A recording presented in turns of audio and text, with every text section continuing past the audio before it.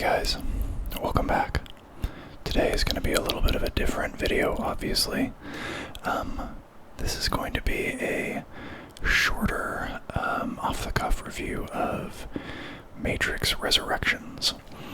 So, I want to start off by saying that the Matrix series is my all-time favorite series of movies. The main thing that I like about it is the amount of hidden depth that the movies have. There's a lot of things that you don't pick up on until you watch it a second or third, or in my case, maybe a dozen or 24 times. The stories are kind of goofy. The first movie is a solid movie. The second and third generally are considered to be not so great. The second one is okay. The third one is not great. I personally really like all of them. So, I had relatively high hopes for the fourth one. And then reviews started coming in, and I didn't read any of them because I wanted to form my own opinion about it. But it's hard to avoid looking at the numbers. And I had originally wanted to go see this movie in theaters. Because it's a Matrix movie, of course you should go see it in a theater. And then Omicron hit. Or at least it hit hard. And so I ended up watching it at home on HBO. And if you haven't seen the movie, don't bother going to a theater. I don't think it's worth it. So I'll start with what I did like about the movie. I'm going to try to avoid spoilers for the most part, and just talk in general terms. The movie is extremely meta. There's a lot of really in-your-face meta commentary about entertainment and the way that intellectual property and franchise is treated in the movie. It's in game design, in video games, but it obviously carries over to Hollywood. So there's a lot of meta commentary about the actual creation of The Matrix 4, and the culture that led to The Matrix 4 being created. So that stuff I liked a lot, or at least I liked it conceptually. I thought it was a fun idea to just be really in your face about what caused this movie to be created, right? So I liked that. I liked seeing Neo and Trinity again. Or, I guess I should say I liked seeing Keanu Reeves and Carrie-Anne Moss acting across from each other again. They both look great. Carrie-Anne Moss has always been gorgeous, and she's still smoking in that movie. Keanu Reeves is obviously looking great. He's been doing a bunch of shit recently. Lawrence Fishburne, sadly, is not in the movie. Neither is Hugo Weaving. So the original cast is not all present, which is too bad. And without saying anything too spoilery, I think I would have preferred the movie to have been written in a way that I didn't miss them. But there are characters who are there, who are played by different actors, obviously, who do a good enough job on their own. Now, for what I didn't like, there are some theories, I guess you might call them, about the way that this movie was written and blocked and directed and choreographed and everything. That even the stuff that isn't in your face, meta commentary or satire, is still in your face, or not in your face, but it's still meta commentary and satire. Things like the CGI being kinda dog shit. It doesn't look good. the movie doesn't look good.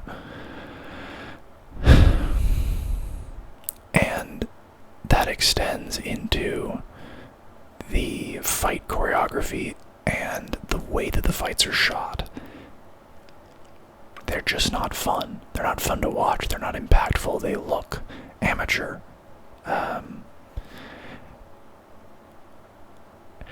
And I think the fights themselves, the fights in particular, are the one place that I can see maybe there's something to that.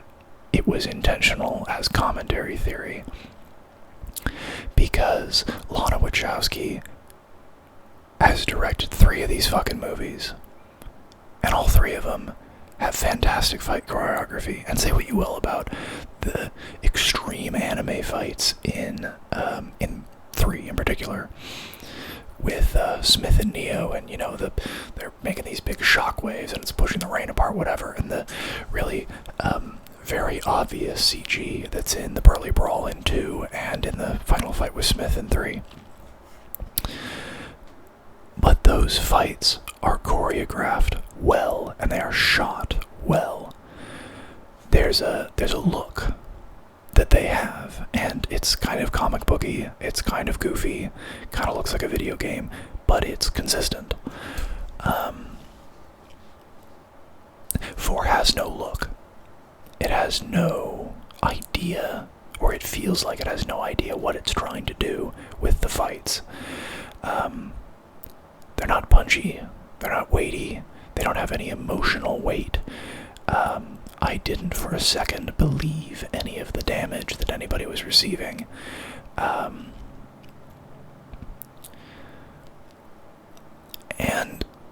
there's a moment in one of them, this is a totally different issue, so I'll get to it in a second, but they're trying to remind you of other fights in a couple of these, in the fights in 4, to be like, hey, remember this, wasn't that cool? And I just don't think it works. And that's, as I said, something that this movie does a lot. It cuts to footage from the first 3 movies, mostly the first movie, but it cuts to footage from the first 3 movies, intercut into the new footage that was shot for 4. Smith shouting, "Mr. Anderson." The part where, in the first movie, where Smith is doing his, high-speed, double-sided punch to Neo in the subway. Stuff like that gets cut in. And by the end of the movie, I realized every time that happened, that was the most exciting part of the movie for me. It's like, hey, I remember that. Oh, that's exactly what she's trying to do by doing that. Is to get you hooked with something you remember. It's like watching a Star Wars spin-off, right? It's like that Red Letter Media bit where Rich Evans is shouting ATST, ATST. It's exactly like that. Remember that thing. Don't you like that thing? This movie has that thing too. And maybe that was commentary. Maybe that was boiling that down to the absolute, the most granular level. This is what is happening when a movie like Star Wars does that, is they're emotionally manipulating you into thinking that you like the thing better than you actually do because it's reminding you of something else. However, I do not think that the rest of Matrix 4 is good enough, is well put together enough to actually feel like that's deliberate commentary and not just a cheap way to get an emotional reaction out of the audience.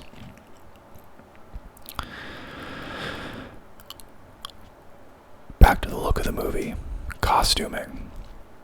Oh boy. Some characters look sick. The Morpheus character looks awesome through the entire movie. He's got a... Sorry about that. He's got a great set of suits that he wears. He's got this great flashy look. You know, in the original Matrix movies, Morpheus wore purple and I want to say a green shirt underneath. He's kind of jokery, but in a very suave, smooth kind of way. And he had those sweet pince-nez glasses. New Morpheus blows him out of the water in terms of style. He looks awesome the entire time. He's absolutely a standout. There are some characters that look so stupid, they look like they came out of a different movie. It's like there's a fight scene where our main characters are being assaulted by people who look like they came out of the Road Warrior. Not even Fury Road. They don't look that good. They look like something out of the 80s. They look stupid.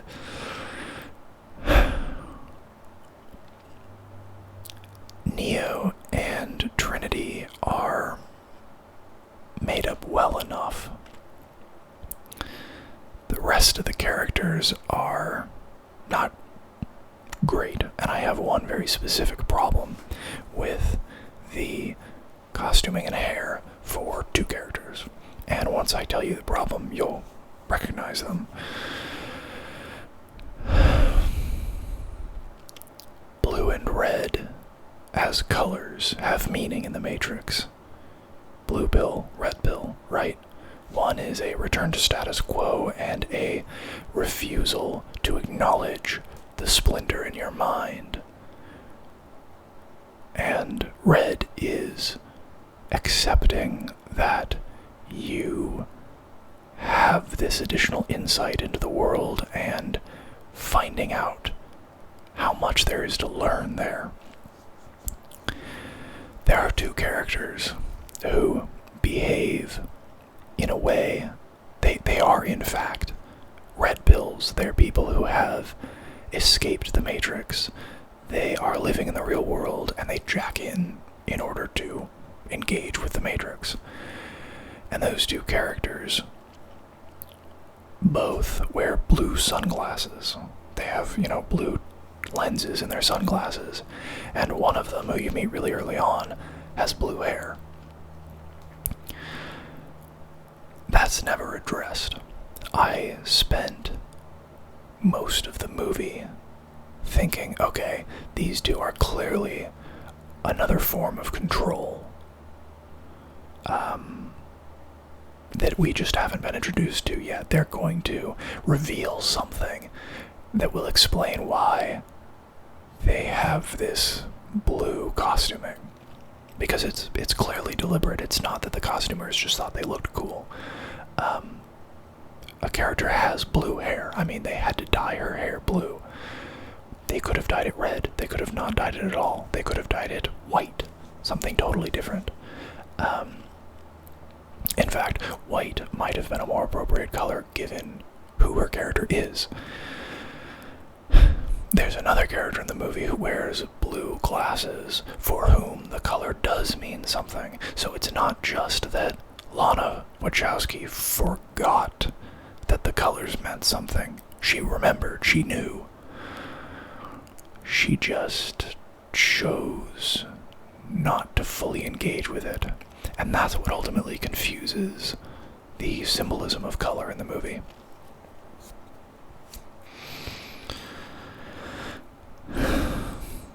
The pacing of the movie is all kinds of fucked. It never spends enough time on any one thing to really let you spend time with it, to actually understand it. So many concepts are thrown at you, and then the movie just keeps walking like, okay, you got it. We gave you 3 lines of dialogue. We know that you understand this on a surface level, and that's all we want from you. Let's just move on. The things that are explained are interesting, generally. Concepts that were not dealt with in the previous movies that I think could have been really cool to actually learn something about.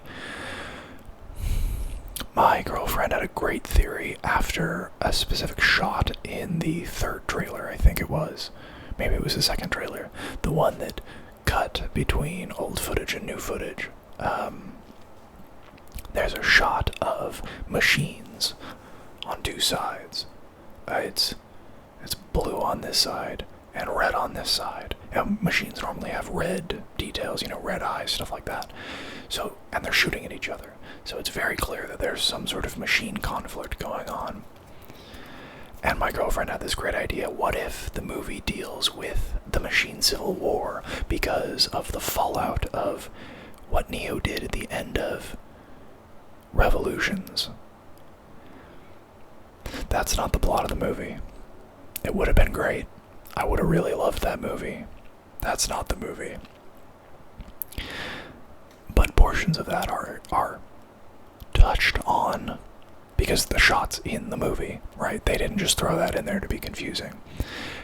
So that's an example of something that they explain just enough for you to think, hey, that would have been cool if we learned more about that, and then they move on. Then there are things that are entirely unexplained. They just don't even bother. And that stuff is hard to swallow because it has pretty significant implications for the world of the Matrix and the world that the characters are living in. And I want to be clear that a lot of this stuff is not just world building. It has real ramifications for the characters that we're actually watching in the movie. It's not like there's a new type of squiddy and they don't explain that. That would have been fine. That would have been cool. New designs for machines would have been cool. No, it's actually kind of important stuff. So I wasn't thrilled with that. It felt like the movie, there was about 3 movies worth of script. And Lana Wachowski went to the producers and said, or went to the studio and said, I have a 5-hour epic for The Matrix 4. Let me make this. And they said, no, fuck you. Cut it down to, I think it's 2.5 hours. 2 hours and 15 minutes or something like that. And she did. Instead of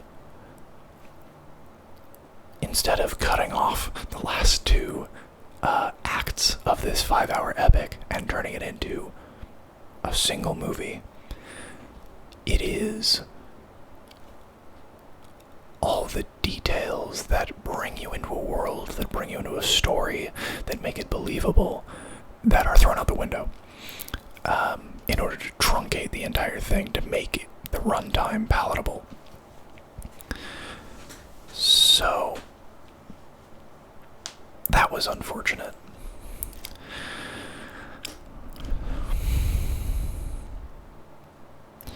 The score is not good. It's not bad, but it's not good.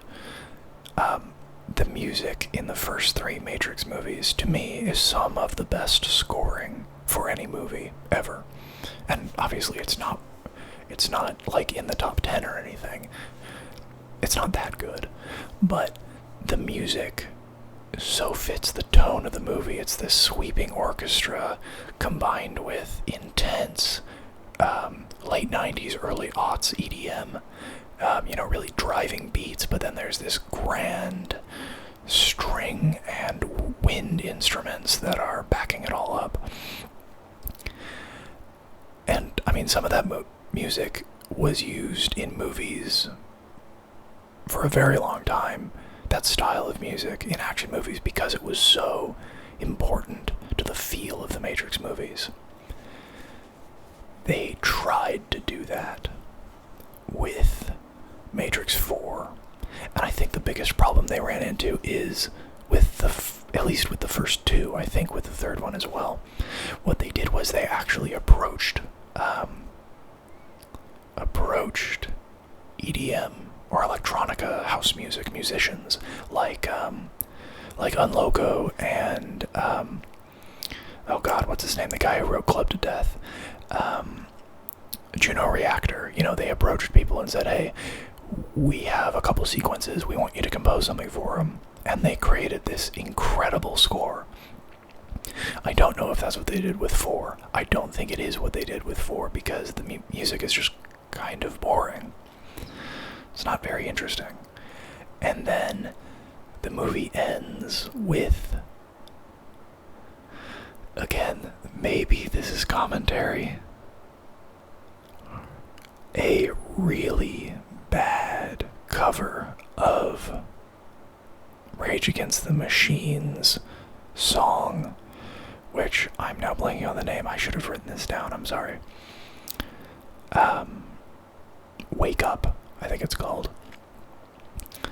A cover of that song that played over the credits in the end of the first movie. You know, Neo hangs up the phone, and then that sweet guitar riff starts playing, and then he flies off. They play that song, but a cover, and I don't know if it's Rage Against the Machine covering their own song, or if it's somebody else covering it, but it sucks. It's not the same song at all.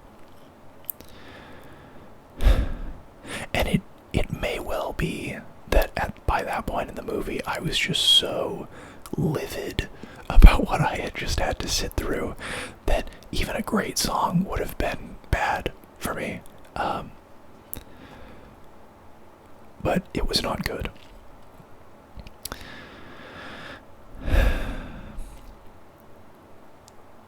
All in all, the movie is generally incoherent. It's not well put together.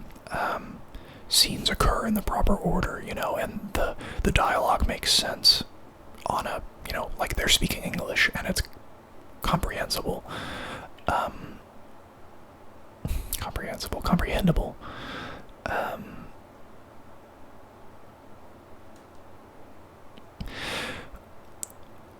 But it doesn't tell much of a story, and threads get dropped a lot, or not explained, picked up with no beginning. Characters that we're told are important that were never explained why they're important. They take a lot of what I thought made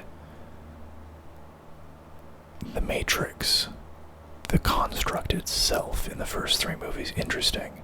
The idea of choice being the critical factor to humans accepting the construct. And they throw it out and say, no, we can do it better. And again, maybe that's commentary. I don't know. I don't think so. So, when the movie ended, I felt like I did not understand what I had just watched. And not in a, like, Chris Nolan kind of way. And not in a Hercule Poirot kind of way. Like I missed something, and so I didn't understand the mystery. Or I just couldn't put the pieces together. I didn't talk to anybody who liked this movie, and none of them understood what was going on.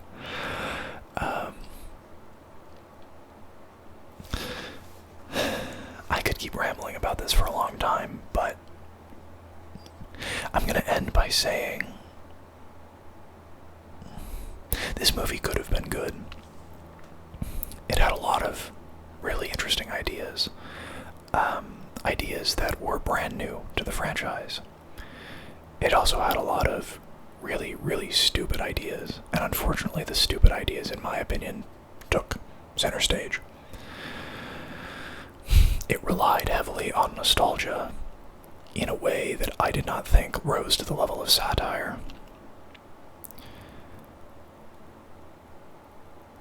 And it generally was unengaging. The action and the score did not do enough to actually make me happy that there was an action scene going on. So I think I would give this movie a 4 out of 10.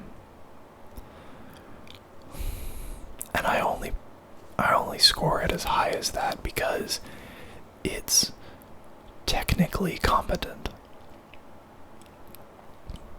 A lot of stuff is not good, but Lana Wachowski does, for the most part, know what she's doing.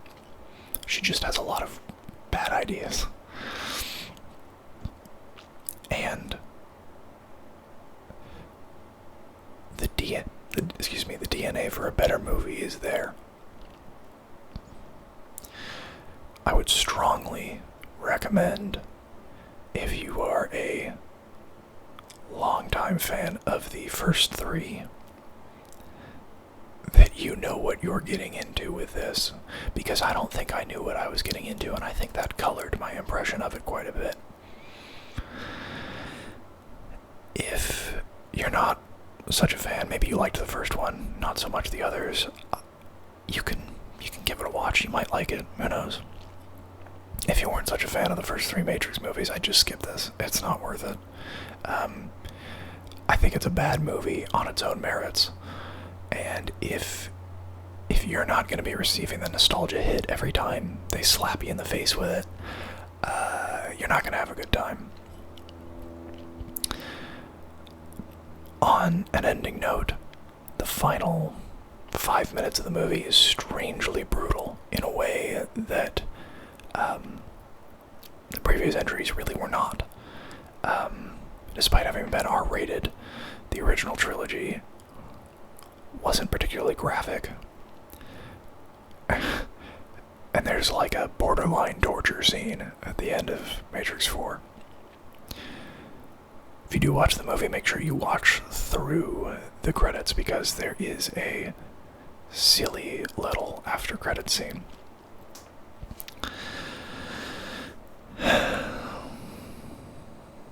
Anyways, I hope you guys enjoyed listening to my probably ill-informed and unwanted opinion on Matrix Resurrections. I hope you guys enjoyed it. And if you did, please consider liking the video and subscribing to the channel. This is not my normal content, but actually sitting down and doing this was kind of fun. I'll see you guys next time. Bye-bye.